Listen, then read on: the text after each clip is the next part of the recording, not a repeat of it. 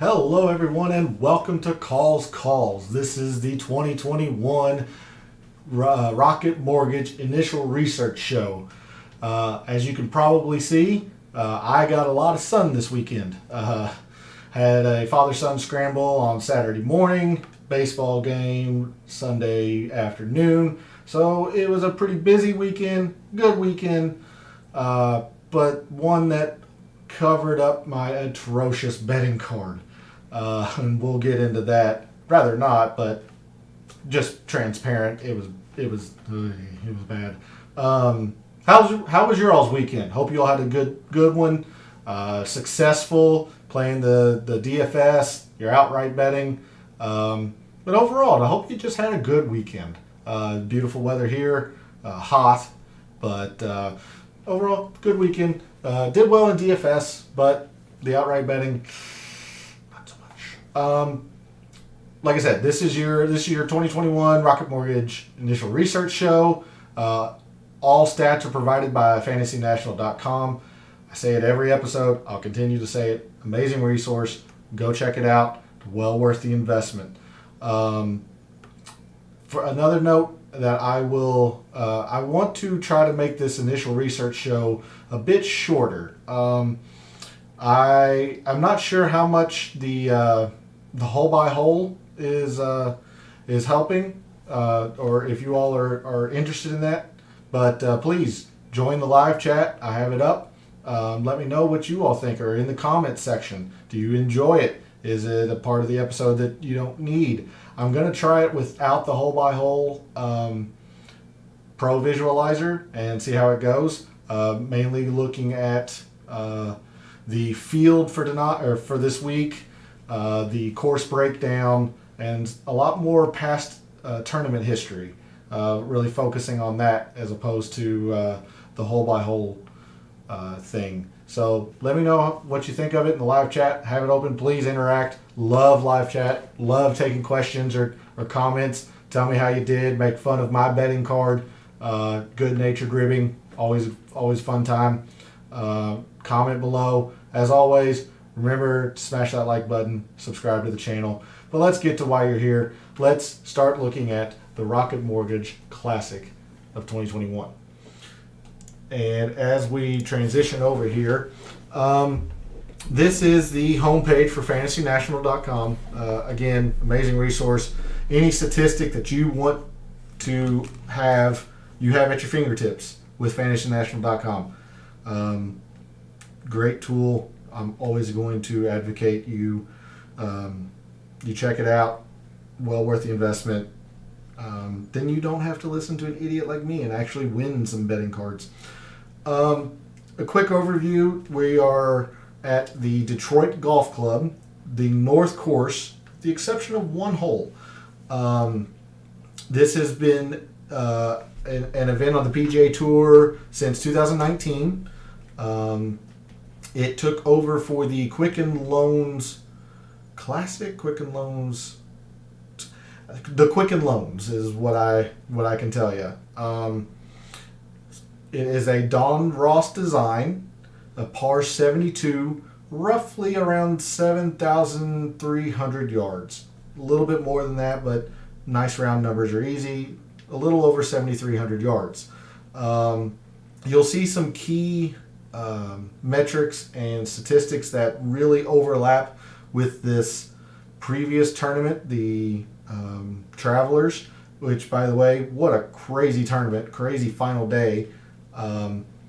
Harris English and Kramer Hickok, 8 holes of a sudden death playoff. Harris English won with a birdie on the 8th playoff hole, which I didn't have Harris English. I didn't have Kramer Hickok, so that's why I didn't do so well this week.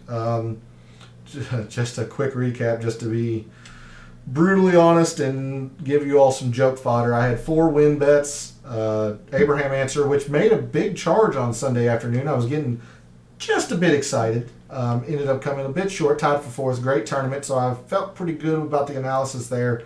Just didn't come out the winner. I had a win bet on Kevin Na, on Adam Scott, and Stuart Sink. Kevin Na was never really a factor. He had a pretty good Thursday and then kind of even -1 the rest of the way, middle of the road. Adam Scott ended up tied for 13th, but had to make a pretty good charge on Sunday to do it. And then Stewart Cink, I was really excited when he was -5 on the cut, when the leaders were at -9, and then he completely shit the bed Saturday. So went +4, I think 74 on Saturday, and there went his chances. So the outright wins, which you have to expect that those are, you would like to hit them, yes, but you're taking some shots and some flyers on some longer odds. At least I do. If you want to bet, Patrick Reed or DJ. I mean, DJ didn't even win, but those are more, I would say, intelligent bets. They're just a much lower odds than what I would want to bet. But I had 6 top 20 bets, and the only one I hit was Adam Scott top 20. I thought Stewart Cink was going to be good until Saturday. I did not bet Abraham Ancer to top 20. That was way too low odds for me. Harold Varner, Brendan Todd was close. Didn't end up coming in the top 20. A lot of them I just kind of want to forget. Chase Seifert didn't make the cut. Tom Hoagie made the cut, and I think may have finished last of the people who made the cut. So overall, not a good betting card week for me. But as I said, DFS was fairly good, fairly profitable. Happened to have a DJ lineup. I had a Scott and Naw and Cink lineup, which was enough to cash. So can't really complain there. But the outright betting was ugly. So getting to this week, this is the basic homepage for Fantasy National. I've done no data model, no altering of this. This is just a straight strokes gained view of the last 50 rounds. Patrick Reed is the number one player in strokes gained of the last 50 rounds. You have Reed and Hoffman and DeChambeau.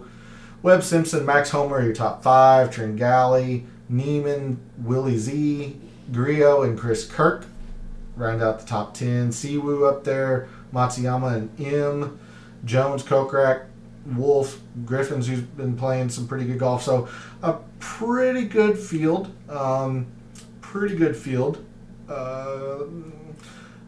Certainly nothing like the Travelers this week when you had a lot of big names there, which was surprising, but I think a lot of people might be taking off this week and prepping to fly over to England for the Open Championship. A lot of the American players will play the Scottish Open the week before just to get acclimated to European style golf, to links golf. So still some big names here, but mostly I won't call it an alternate field event, but certainly a below par field in my opinion. Again, par 72, 7,300 yards. We'll look into the course here in a little bit, but again, the overview, the greens are classified on Fantasy National as POA, although all the research that I did looking at searching for Detroit Golf Club and so on listed bluegrass as the greens. So if that's the same as POA, then I'm just an idiot. But again, Fantasy National has it listed as POA, so when we start looking into to putting stats, we'll be looking at POA to start off with. Again, as I mentioned, it's a Don Ross design. There's a few Don Ross designs out there. Let's take a quick gander. Don Ross. So again, we're at Detroit Golf Club. The north course mainly. There's one hole that is used from the south course. The south course is generally easier, a lot easier. East Lake, the Tour Championship, is a Don Ross design. Plainfield, Sedgefield, that's it as far as the database here in Fantasy National for Don Ross designs. So that's a quick look at the courses that could be comps. So we'll get a look into that as in the full data dive episode or show tomorrow. One of the bigger things this week, I preached to the travelers that putting was going to be pretty important. Turned out to be somewhat accurate, but I'd never seen a spread between the putting and the approach split so favorably in the putting. And then we come to this week, and well, we'll see, because I just found something new again.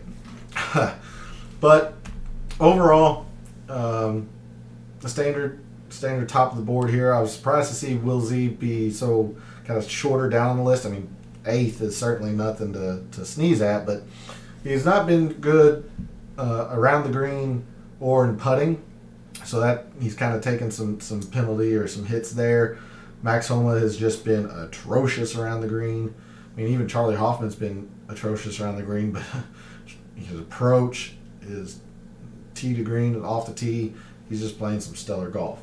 So, but before we get too much further into diving into more of the field, let's take a look at the course breakdown here. And again, as a par 72, roughly 7,300 yards, there is some very gettable holes.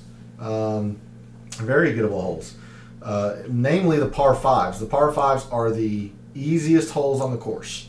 You've got the par 5 618 fourth. That's the fourth easiest. And then the second easiest at 562. The third easiest. And the easiest.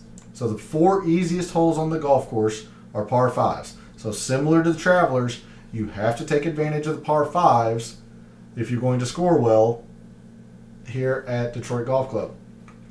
There are a few attackable par 4s, nothing drivable here at Detroit Golf Club, where there were 2 holes that were drivable at the Travelers at TBC River Highlands. But there's also some holes here that will come up and just kill a scorecard. After you have a pretty benign opening to your round, if you're starting on the front 9, then you get kind of punched in the mouth here with a difficult par 4. Pretty long, nothing astronomical by tour standards by any means, but a tough par 4. And then it got kind of easy there in the middle of your front 9, and something that I don't talk about enough when you're playing in DraftKings especially. I'm sure it's in other DFS sites as well. You get bonus points for birdie runs. Birdies are better for 3 straight holes. So if you birdie 3 holes or birdie eagle birdie or whatnot, you get bonus points. And certainly this area right here, this part of the course will lend itself to that. A short par 3, a easy par 5, and then the easiest par 4 on the course. So you've got a 3-hole stretch here where you are trying to take advantage of the golf course, because the rest of it can be pretty challenging. A long par 4 here, a long par 3, a very long par 3 at 227. So there's a very good split between difficult par 4s, attackable par 4s. The par 3s are generally fairly tough, as the toughest hole and the 5th toughest hole, and then the other 2, below, on the easier side, and the other par 3, where'd it go? 11th, 5th, 1st, oh there it is, 9th, so right in the middle.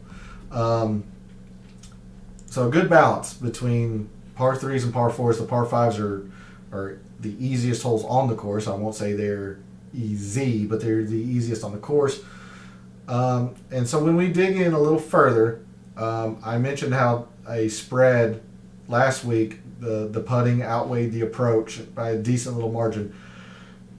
This is an astronomical difference. Putting is going to be so very crucial this week.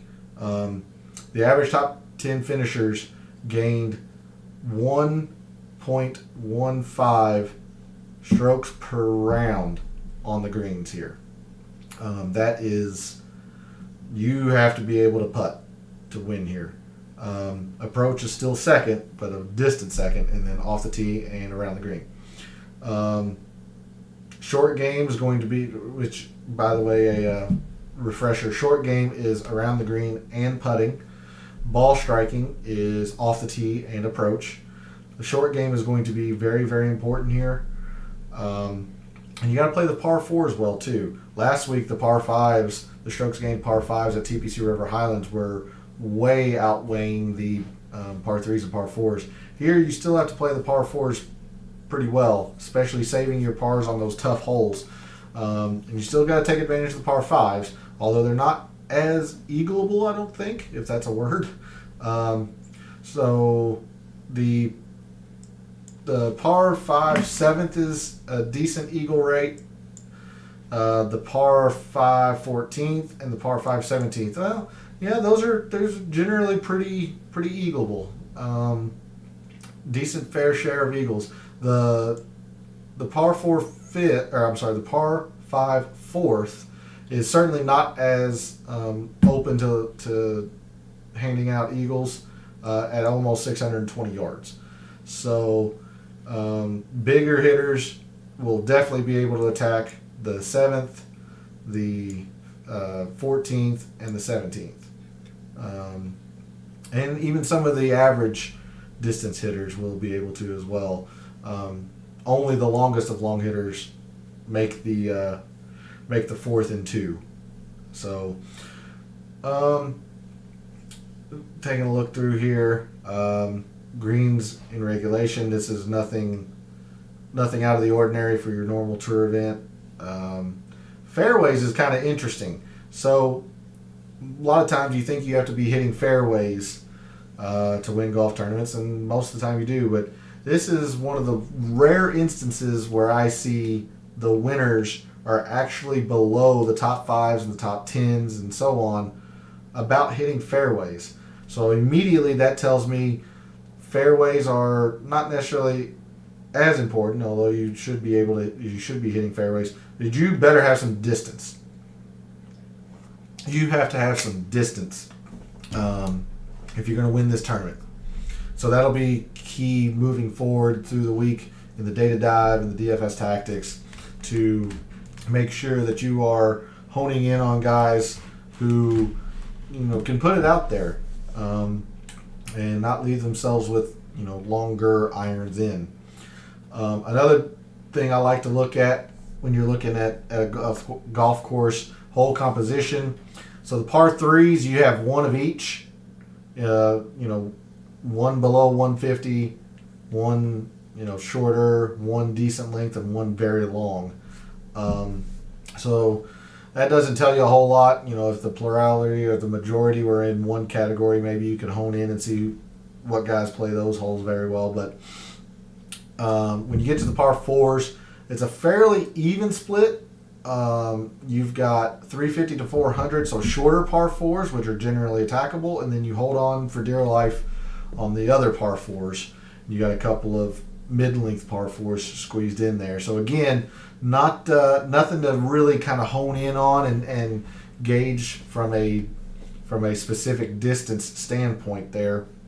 I'm probably just going to see who plays par 4s generally well because of this metric here, seeing that the par 4s are pretty important. And then the par 5s, I might actually take a deeper dive into this in the data dive show. Who plays this length of par 5s well? Because 3 of the 4 are in this range, and then you've got the very long one, the 4th hole at 620. Approach shots. So last week at the Travelers, you were more apt to see approach shots from these two distances. Here you've got wedges. You've got a lot of short wedges. So Definitely going to see whose wedge game's in form. You're definitely not approaching with long irons. So you don't need to really focus on who hits your long irons well. That just doesn't happen at this course. Generally speaking, it's approach shots from 150 in, and especially from 0 to 100. So I'm really going to narrow in on the wedges, who's really good around the greens right now, which plays to how much this short game is over the ball striking. So that's the first initial look, is that I'm going to be focusing on the wedges. Historic cut line. So this tournament has been going for 2 years. Like I mentioned, this is the third installment of 2019 and 2020. Both cut lines were at -4. That's pretty low. So you're gonna have to go low to make the cut at this tournament. And we'll see past winners generally pretty high scoring. The Travelers usually lends itself to some low scoring. I know DJ won last year at -19. I know Desham was close to that number, and Hickok and English were at 13 today. So a little tougher conditions, it seemed like, at the Travelers this week. And then what else we're looking at here? You got your accuracy, which is surprising because fairways gained by finish, we looked at up here. This tells me distance matters, but then you come here, the driving accuracy is more. Okay, so that kind of makes sense. The driving accuracy is more apt to have it, so you're more likely to hit the fairways here than you are on the average tour event. So why not just bomb if hitting fairways is easier here? Okay, yep, that makes a lot of sense. Had to think through that. I think the sun got to me a little bit this weekend. So again, driving accuracy, it's easier to hit fairways here, so bomb it out there, try to get as far as you can. Easy to hit greens at this place too. I'm not sure how large the greens are, and maybe we can go through a couple holes on the Pro Visualizer and see, but it's easier to hit greens here. It's easier to scramble here. So that's why you see these cut lines so low in the past 2 years at -4. If it's easier to hit fairways, it's easier to hit greens, it's easier to scramble, well, it's easier to make your pars then. The majority of the rounds here at Detroit Golf Club are about 3 under. 95 rounds scored at 69, and remember, it's a par 72, so the course plays fairly easy. And then 3 putts are not as common as the average tour event, but close. So again, speaking to putting being so important. Sorry, I cut off that. Average 3 putts per round, not as much here, but close. So it's very important that you be able to putt. And then last couple of graphs, average driving distance. Speaking to earlier, average tour events about 282. Here, people try to bomb. It's 296, almost 297. So you're just trying to hit it as far as you can and get those wedges in your hand because the greens are easier to hit. And then average green in regulation proximity. Most of the average tour event is almost 29 feet. Here it's 26.5. So generally speaking, because you have those wedges in your hand most of the time, you should be closer to the hole. So that's why you're closer to it's just easier to get close to the hole, and that's why you see this graph here. That's why you see scores so low here at Detroit Golf Club. I would take a look at this graph here. Let's see if I can get my body out of the way here. What's that? 20 to 25. So there's one more column here at 25 plus. It's right on tour average. If birdie putts, were significantly higher, then I might take a look at putting in that respect to that range. But this is pretty much in line with the tour average, so I'm not going to put a lot of stock into that. Just mainly focus on the POA aspect of it. So there's a quick look at Detroit Golf Club. I mentioned earlier that this is the north course, with the exception of one hole. That is the third. This is actually, I believe it's the third hole on the south course, but it's the only hole on the south course that they use for the Rocket Mortgage. Everything else is on the north, and the third hole on Detroit Golf Club North is a par 3. I do know that. So they substitute that par 3 with this par 4 on the south, and then the rest of it is the north course. So there's the course breakdown for Detroit Golf Club. Let me make sure I have my chat up. Again, please join me in chat or comment on the video. I'll always get to questions. I love banter. Shoot me your questions in chat. Would love interaction. The next thing we're going to take a look at is I closed out of both tabs. Is the tournament history for the field, and so you'll see who are some of the people who have had success here the 2 years that it's been played. So Ryan Armour kind of jumps out right off the bat, as he tied for fourth last year and made the cut the year before. You've got Cameron Champ, who tied for 12th last year and made the cut the year prior, and that makes a lot of sense. If you're all about distance, Cameron Champ's somebody to look at. He can hit it out there with the best of them. Your defending champion is Bryson DeChambeau, which makes a lot of sense if you're looking for distance.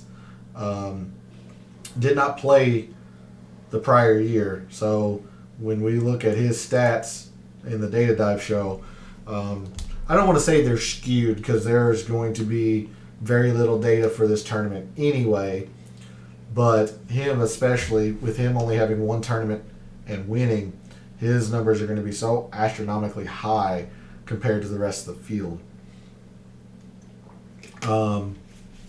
Luke Donald made the cut both times. Let's see. You've got Adam Hadwin, which makes a lot of sense. He is a very, very good putter week in and week out. And if putting is very important at this course, Adam Hadwin makes a lot of sense. He tied for fourth last year, didn't play in 2019. Sorry about that. Tied for 12, Mackenzie Hughes. Mark Hubbard. Kevin Kisner, solo third last year. I think it was a solo third. Yeah, because you'd have the T.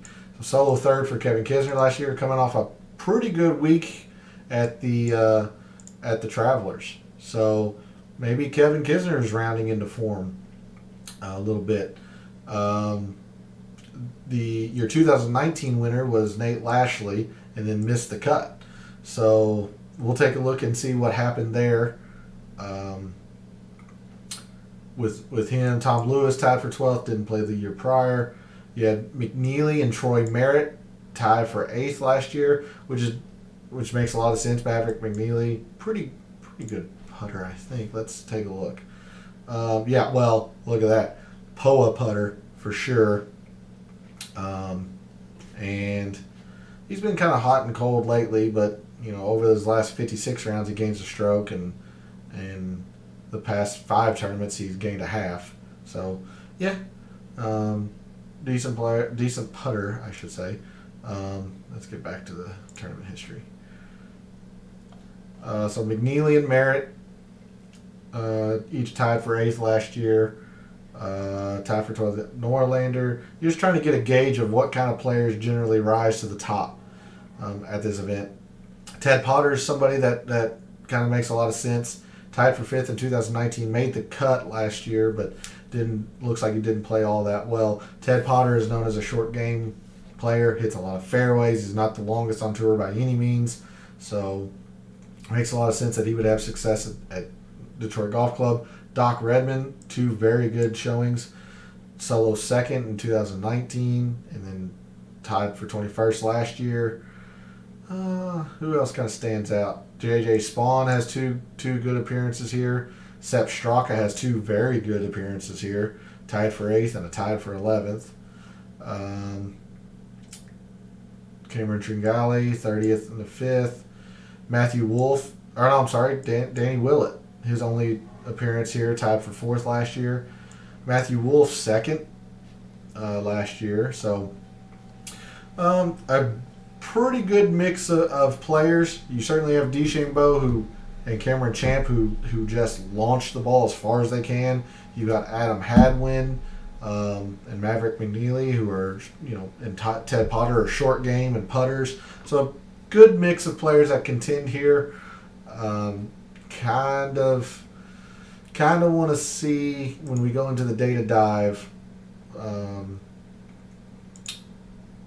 what really kind of jumps out to you. I'm tending to think I'm probably going to look more for distance, but we'll see. I haven't done a lot of research since it's been a pretty busy weekend, but I kind of wanted to bring up this tab real quick. This is your field and how they've done in recent events back to the Byron Nelson. So who's in good form lately? Granted, the Travelers isn't up here. It just finished about say 45 minutes ago. Players in good form. Desham has made 4 cuts in a row. Let's see. Higo, of course, won the Palmetto and then missed the cut at the U.S. Open.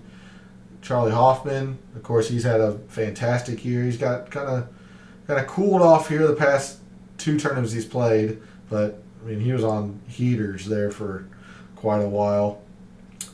Let's see. Anyone else on some current form? Jason Kokrak, who won the Charles Schwab.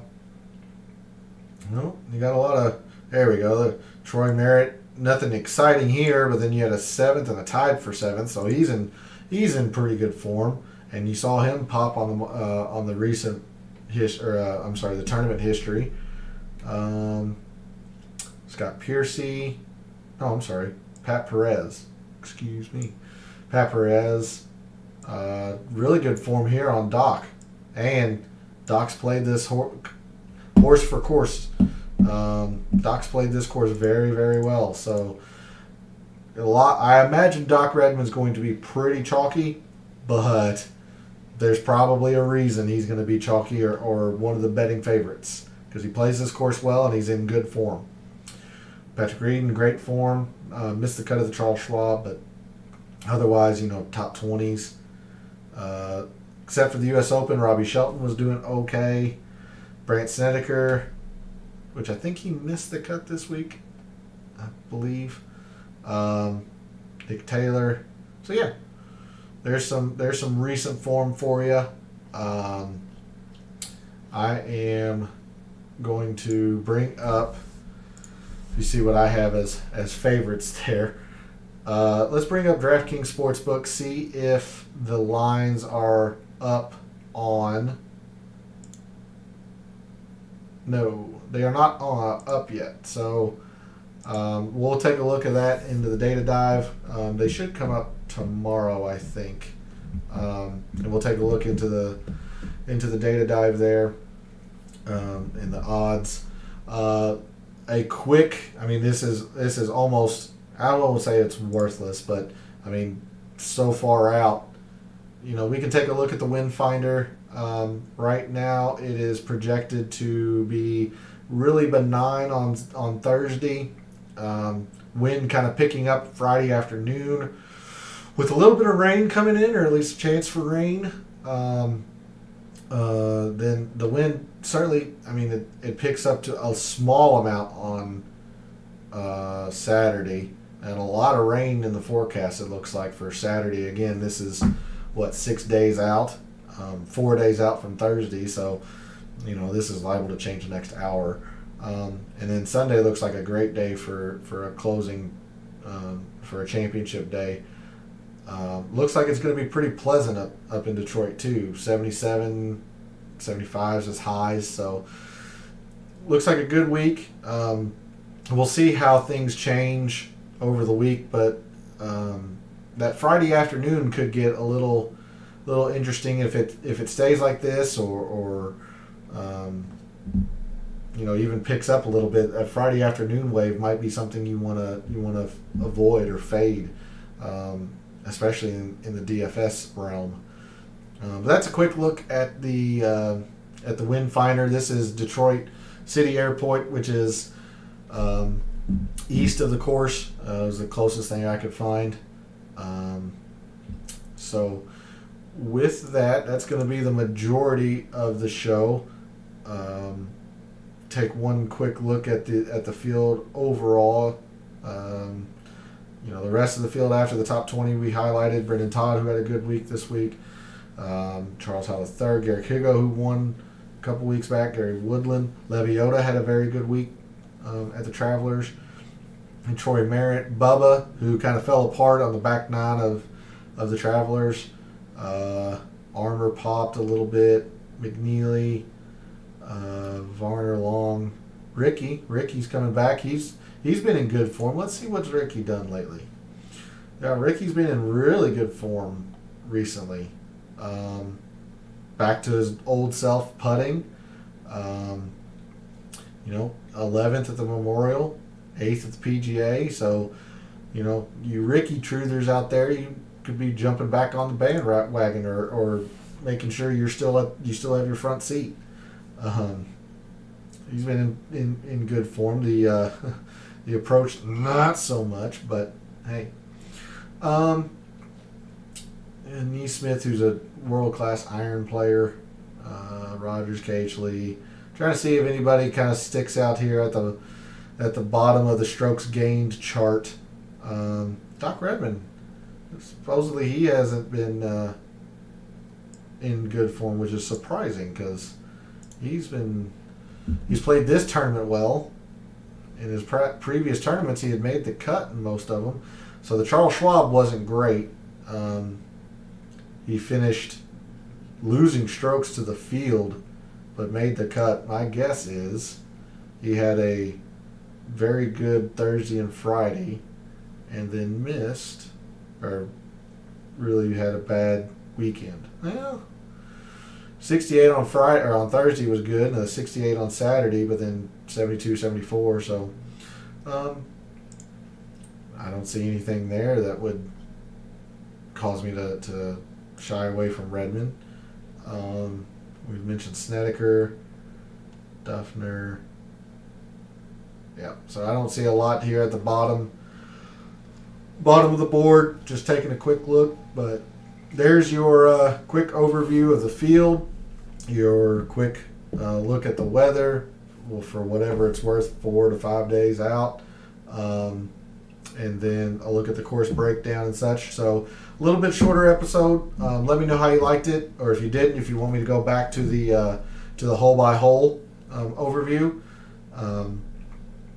So tomorrow we'll be digging into the data quite a bit, figuring out who plays some Don Ross courses well, who putts well in POA.